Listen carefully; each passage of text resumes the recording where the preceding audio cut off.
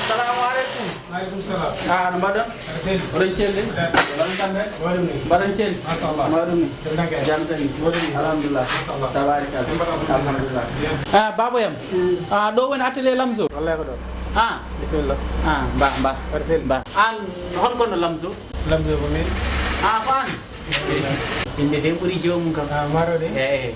An mi womo namdotonoɗo. Wallahi. Ah, Cheikh. Holto woni? Miɗo ala birede Cheikh.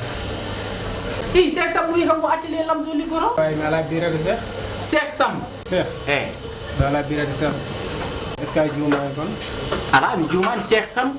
Ɗum no wayde Cheikh Sam wi kanko atelier wona ko an woni Lamzo bëgg baye. Walla en wadde Lamzo bëgg baye goɗɗo? Lamzo bëgg baye ala ɗo. Ala kadi tokata ma goɗɗo jogui atelier? Ah, wasa non non. Ɗo ko Lamzo bëgg baye ko goto wonɗo hen. Ah. Wallahi. Te kadi ala liggoroɗo birede Cheikh Sam? Ala ɗo ala Cheikh Sam. Boya jarama. Mbar kadi ne garmomo ɗo hen. Ganda kam won kutotoɗo indema. Aha.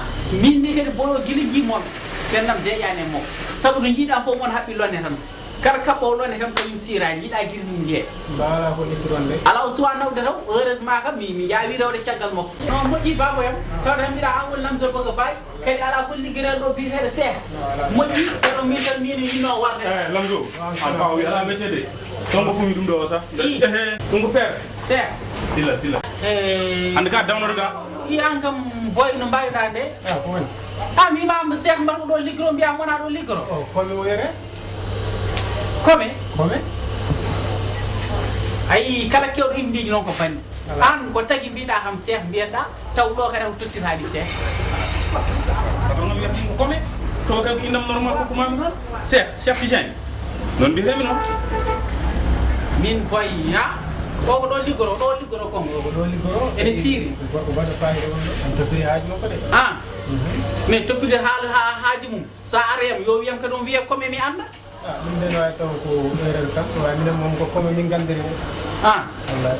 moƴƴi tawde kam laaƴi hen ko ɗo liggoro kam moƴƴi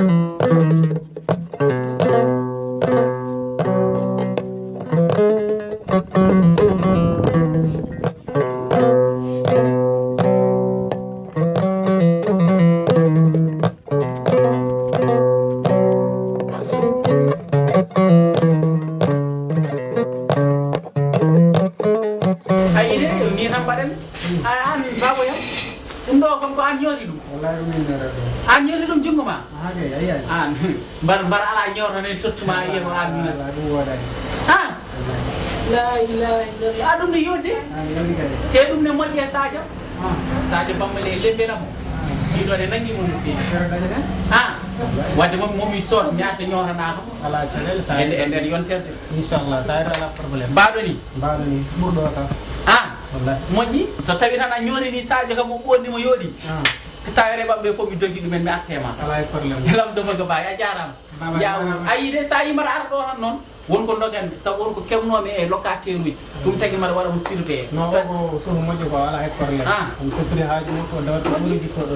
mais ko ɗum tan cohlumi ɗum tan nanguinmomo tan comme no ɓiyam E fami on kuma ara e jara? ala moƴƴi a jarama Ah, a jarama. e kiye Cheikh a jarama a dañi sas noon kala nde mi tawanomo ɗo en sa tawi jam galle ma numara heddori cellal walla wima kume wiɗa ko waɗiya on jarama jarama sila Ah, c'est noon hiiraɓe. ba yiide jahri kam mon ɗo kañum galle mum ɗumi quoi Ah, ɗum ɗuɗa? waaw vraiment galle makko ɗum galle Ɗum mum tawi.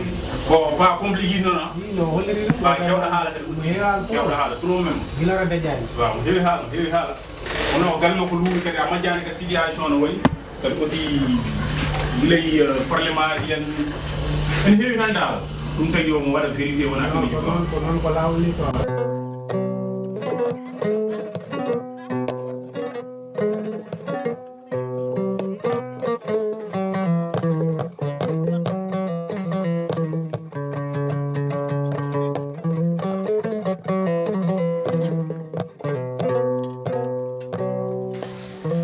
Mawɗo Sylla an kam mbiɗa tan ka yarani ata e oɗo waktu an kingule holko neɗɗo waɗa nen a haali ha oppo ha kiiri ngulna ara so joni so nadi yari tan sumat hoore mum tawi kadi joni da wonnude kadi ngulna joni ay wonna ngani mo sagal sagoma wona battare ndi kam leli mawɗum tima reedi ma hen alhamdulillah dole dow jam kono noon mawɗo silla mbaɗa inno jewren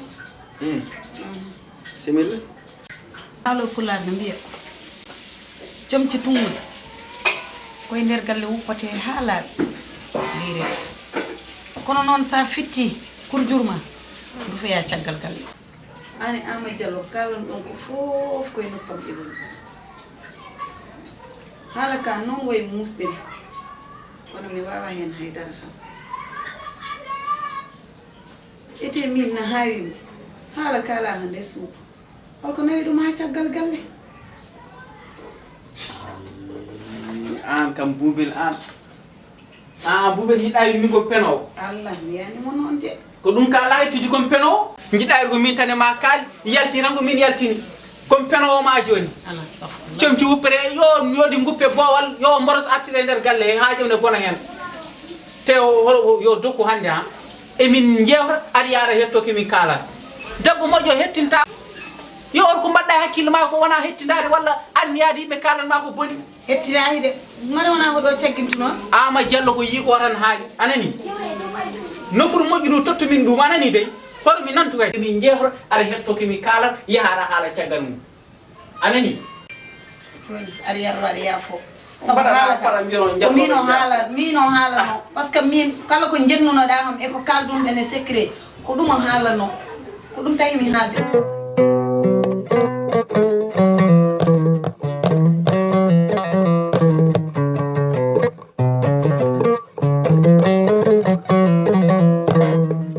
eyi gueɗel ɗimmingel janggo duttotomi rendez-vous am visite min de kam min dal mi ronki famdema an Boubel sabu an sen jooɗima tan sa namdaki aɗani woyro wona ɗum ceerno Modou Mouhamadou yo ko jewɗa ko heewi ko wona goytade walla namdali kewɗi ɗi sa yano ɓurna yimɓe guite guironma seeɗa hono ha rendez-vous lijji royreyi ɗon mbaɗi ɗo rendez-vous ma nani ñanden no mi tottanimi ɗo rendez-vous somin fof mbaɗa wawi wiide yomi totta ko mbaɗi ɗo rendez-vous hoto mi nantude wayo an tampiri yimɓe no feewi an sa tottani min holto ittanmi mine ma ndendi ɓinguel ngel anani a faami no mbaɗi tumi hendi noon poɗɗa waɗirde hen mi anda noon kadi ko tocceɗa visite ko ka jiɗo haɓɓude e ceeɓat butel ma saabu ñande fof visite somin fof visite minen nden min gandano ɗum de nden eɗen gandi an debbo ene sowo ha jibina meeɗa yaɓɓude koyngal mum dispensaire kono an suba ko visite lijji no mbaɗiɗa visite anani yo dokku kadi namdal ma kewɗiɗe e arde basal namdali hen goytadi hen min vraiment dembo toñi billahi dembo toñi waɗi mi tas gurdamam ɗam ɗo hay mayde ɓuuri ɗum sa maayi poftinamin a ɓurata mayɓe ɓe a ɓurta yaye dembe cafato maayi ɗo anani yiyata han mum yaya ba hono mum moƴƴiri ala sukaɓe mbiyata baba yaya addiwata ɓen e wonɓe min mayani poftinakam tawi o gorko moƴƴo de